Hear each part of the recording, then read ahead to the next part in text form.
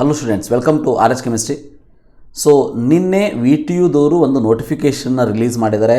ಬಹಳಷ್ಟು ಜನ ವಿದ್ಯಾರ್ಥಿಗಳು ಇದರ ಬಗ್ಗೆ ನನಗೆ ಕಮೆಂಟಲ್ಲೂ ಕೂಡ ಕೇಳ್ತಾ ಇದ್ರಿ, ಈಗ ಕಾಲ್ ಮಾಡಿದಾಗಲೂ ಕೂಡ ಕೇಳ್ತಾ ಇದ್ರಿ, ಸರ್ ನಾವು ಚಾಯ್ಸ್ 2 ಅನ್ನು ಸೆಲೆಕ್ಟ್ ಮಾಡ್ಕೊಂಡಿದ್ದೀರಿ, ಚಾಯ್ಸ್ 3 ಅನ್ನು ಸೆಲೆಕ್ಟ್ ಮಾಡ್ಕೊಂಡಿದ್ದೀವಿ. ಸೊ ಹಾಗಾದ್ರೆ ನಮಗೆ ಯಾವ ಕಾಲೇಜ್ ಸ್ಟಾರ್ಟ್ ಆಗ್ತದೆ? ಇಲ್ಲಿ ನೋಡಿದರೆ ಕಾಲೇಜು VTUದವರ ಒಂದು ನೋಟಿಫಿಕೇಷನ್ ಪ್ರಕಾರ ಫಸ್ಟ್ ಸೆಮಿಸ್ಟರ್ ಏನಿದೆ ಅದು 13ನೇ ತಾರೀಕು ಸ್ಟಾರ್ಟ್ ಆಗಬೇಕು, ಅಂದರೆ 13ನೇ ತಾರೀಕು ಸ್ಟಾರ್ಟ್ ಮಾಡ್ತೀವಿ ಅಂತಲೂ ಹೇಳಿಬಿಟ್ಟಿದ್ದಾರೆ. ಇಡೀ ವರ್ಷದ ಕ್ಯಾಲೆಂಡರ್ನು ಕೂಡ ಅವರು ರಿಲೀಸ್ ಮಾಡಿಬಿಟ್ಟಿದ್ದಾರೆ. ಸೊ ಇದರೆಲ್ಲದರ ಮಧ್ಯೆ ದೊಡ್ಡ ಕ್ವಶನ್ ಇರೋದು, so students want to know, ಇದು ಚಾಯ್ಸ್ 1 ಸೆಲೆಕ್ಟ್ ಮಾಡ್ಕೊಂಡವರಿಗೆ ಅವ್ರಿಗೆ ಕಾಲೇಜ್ ಯಾವುದು ಅಂತ ಗೊತ್ತಿದೆ, ಸೊ ಅವ್ರ ಕಾಲೇಜಿಗೆ ಕ್ಲಾಸಿಗೆ ಹೋಗಿ ಕೂತ್ಕೊಳ್ಬಿಡ್ಬೋದು. ಬಟ್ ಚಾಯ್ಸ್ 1 ಸೆಲೆಕ್ಟ್ ಮಾಡ್ಕೊಂಡಿರುವಂಥ ವಿದ್ಯಾರ್ಥಿಗಳ ಪರ್ಸೆಂಟೇಜ್ ಎಷ್ಟು? ನನ್ನ ಅಂದಾಜಿನ ಪ್ರಕಾರ less than 20% students have taken admission. ಯಾಕಂದರೆ ಭಾಳಷ್ಟು ಜನ ವಿದ್ಯಾರ್ಥಿಗಳು ನೀಟ್ಗೋಸ್ಕರ ಕಾಯ್ತಾ ಇದ್ದೀರಾ.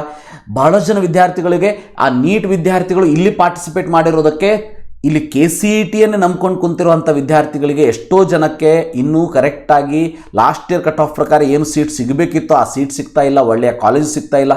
ಅದಕ್ಕೋಸ್ಕರ ಚಾಯ್ಸ್ 2 ಅನ್ನು ಸೆಲೆಕ್ಟ್ ಮಾಡ್ಕೊಂಡಿದ್ರಿ, ಚಾಯ್ಸ್ 3 ಅನ್ನು ಸೆಲೆಕ್ಟ್ ಮಾಡ್ಕೊಂಡಿದ್ರಿ. ಇವೆಲ್ಲದರ ಮಧ್ಯೆ ಈ VTUದವರಿಗೆ, KEAದವರಿಗೆ ಮತ್ತು ಗೌರ್ಮೆಂಟ್ದವರಿಗೆ ಯಾವುದೇ ರೀತಿ ತಾಳಮೇಳ ಅನ್ನೋದೇ ನಮಗೆ ಕಾಣಿಸ್ತಾ ಇಲ್ಲ. ಅವರು ಏನಾದರೂ ಮಾಡ್ಕೊಂಡು ಹೋಗಲಿ.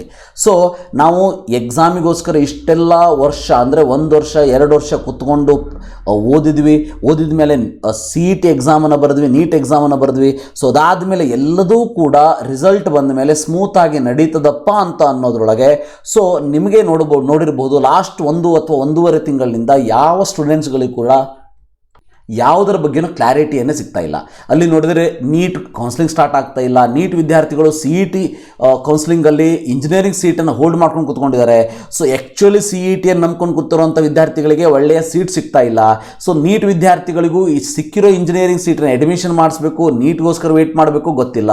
KEAದವರ ಒಂದು ಇನ್ಫಾರ್ಮೇಷನ್, ಅಂದರೆ ಒಂದು ನೋಟಿಫಿಕೇಷನ್ ಪ್ರಕಾರ ಇಲ್ಲಿ ಸಿಕ್ಕಿರುವಂಥ ಸೀಟನ್ನು ಅಡ್ಮಿಷನ್ ಮಾಡಿಸ್ಬಿಟ್ರೆ ನೀಟ್ ಕೌನ್ಸಿಲಿಂಗಿಗೆ ನಾವು ಅಲೋ ಮಾಡೋದಿಲ್ಲ ಅಂತ ಹೇಳ್ತಾ ಇದ್ದಾರೆ. ಸೊ ಇವೆಲ್ಲದರ ಮಧ್ಯೆ VTUದವರು ಒಂದು ಶಾಕ್ ಅಂತಂದರೆ ನಾವು 13ನೇ ತಾರೀಕಿನಿಂದ ಕಾಲೇಜ್ ಸ್ಟಾರ್ಟ್ ಮಾಡಿಬಿಡ್ತೀವಿ ಅಂಥೇಳಿ. ನನಗೆ ಅದೇ ಅರ್ಥ ಆಗ್ತಾ ಇಲ್ಲ. ಈಗ even for the COMEDK counselling ನೋಡಿ, ಸೆಕೆಂಡ್ ರೌಂಡ್ ಯಾವಾಗ ಸ್ಟಾರ್ಟ್ ಆಗ್ತದೆ ಅಂತಲೂ ಗೊತ್ತಿಲ್ಲ. ಕಾಮೆಡ್ಕೆದವರು ಕೂಡ KCET ಸೆಕೆಂಡ್ ರೌಂಡಿಗೋಸ್ಕರ ವೆಯ್ಟ್ ಮಾಡ್ತಿರ್ಬೋದು. ಈಗ ಆಲ್ಮೋಸ್ಟ್ KCET ಮತ್ತು ಕಾಮೆಡ್ಕೆ ಎರಡೂ ಒಂದೇ ಡೇಟಿಗೆ ಬಂದು ಕುಂತ್ಬಿಟ್ಟಿದೆ, ಅಂದರೆ ನಾಳೆ 6ನೇ ತಾರೀಕು. ಸೊ ಎರಡೂ ಕಾಮೆಡ್ಕೆ ಮತ್ತು KCET ಕೌನ್ಸಿಲಿಂಗ್ದಲ್ಲಿ ಲಾಸ್ಟ್ ಡೇಟನ್ನು ಕೊಟ್ಟಿದ್ದಾರೆ ಕಾಲೇಜಿಗೆ ಹೋಗಿ ರಿಪೋರ್ಟ್ ಮಾಡ್ಕೊಳ್ಳೋದಕ್ಕೆ. ಅಂದರೆ ಇವೆಲ್ಲದರ ಮಧ್ಯೆ VTUದವರು ಒಂದು ನೋಟಿಫಿಕೇಷನ್ ಬೇರೆ.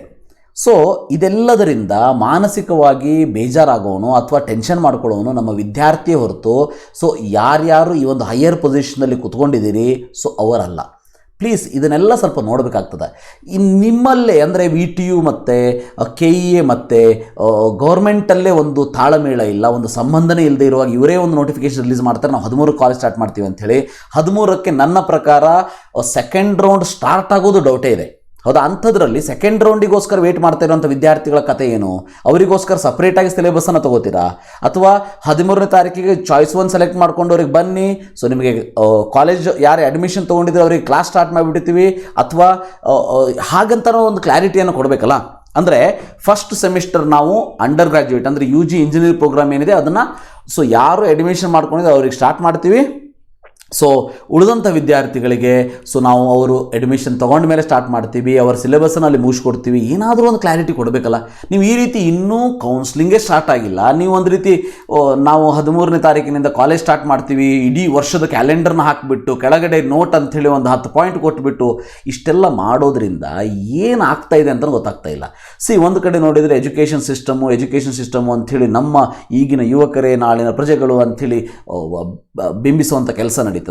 ಬಟ್ ಈಗಿನ ಯುವಕರನ್ನು ಈಗ ಏನು ಕಾಲೇಜಿಗೆ ಹೋಗಬೇಕು ಇನ್ನು ಅಥವಾ ಒಂದು ಪ್ರೊಫೆಷ್ನಲ್ ಕೋರ್ಸನ್ನು ಮಾಡಬೇಕು ಅನ್ನೋ ವಿದ್ಯಾರ್ಥಿಗಳನ್ನ ಕರೆಕ್ಟಾದ ರೀತಿಯಲ್ಲಿ ನಡೆಸ್ಕೊಳ್ಳೋದಕ್ಕೆ ಆಗ್ತಾನೇ ಇಲ್ಲ ಅನ್ನೋದು ನಮ್ಮದೊಂದು ಅಬ್ಸರ್ವೇಷನ್. ಹೌದಾ?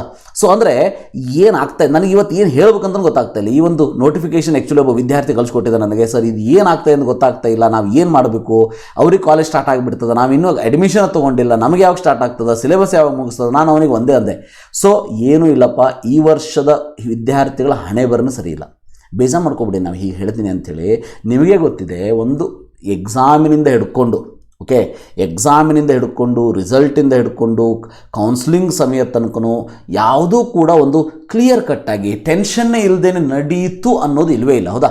ಸೊ ಯಾವಾಗ ಏನು ನೋಟಿಫಿಕೇಷನ್ ಕೆ ಎದವ್ರು ರಿಲೀಸ್ ಮಾಡ್ತಾರೋ, ತಾವೇ ರಿಲೀಸ್ ಮಾಡಿದ ನೋಟಿಫಿಕೇಷನಲ್ಲಿ ಯಾವಾಗ ಏನು ಚೇಂಜಸ್ ಮಾಡ್ತಾರೋ ವಿದೌಟ್ ನೋಟಿಫಿಕೇಷನು, ಸೊ ಯಾರಿಗೂ ಏನು ಗೊತ್ತಾಗ್ತಾ ಇಲ್ಲ.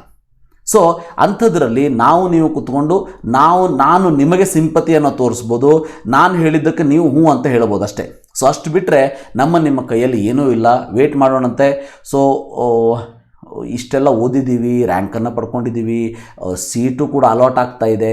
ಸೊ ಇವೆಲ್ಲದರ ಮಧ್ಯೆ ನಮಗೆ ನೋಟಿಫಿಕೇಷನ್ ಬರ್ತಾ ಇದೆ, ಕಾಲೇಜ್ ಸ್ಟಾರ್ಟ್ ಮಾಡಬೇಕು, ಕಾಲೇಜ್ ಸ್ಟಾರ್ಟ್ ಮಾಡ್ತೀವಿ ಅಂಥೇಳಿ. Okay, we will see that, will wait for that. ನನ್ನ ಕ್ಲಾರಿಫಿಕೇಷನ್ ಇಷ್ಟೇ, ಯಾರಿಗೆ ಕಾಲೇಜ್ ಸ್ಟಾರ್ಟ್ ಆದರೂ ಈಗ ಅಡ್ಮಿಷನ್ ತೊಗೊಂಡಿರುವಂಥ ವಿದ್ಯಾರ್ಥಿಗಳಿಗೆ ಒಂದು ರೀತಿ ಕಲಿಸ್ಬಿಟ್ಟು ಇನ್ಮೇಲೆ ಮುಂದೆ ಅಡ್ಮಿಷನ್ ತೊಗೊಳ್ಳೋಂಥ ವಿದ್ಯಾರ್ಥಿಗಳಿಗೆ ಒಂದು ರೀತಿ ಕಲಿಸೋದಕ್ಕೆ ಸಾಧ್ಯ ಇಲ್ಲ. ಸೊ ಇದು ಇಂಜಸ್ಟಿಸ್ ಆಗ್ತದೆ. ಅದಕ್ಕೆ ವರಿ ಮಾಡ್ಕೊಳ್ಳೋದಕ್ಕೆ ಹೋಗಬೇಡಿ.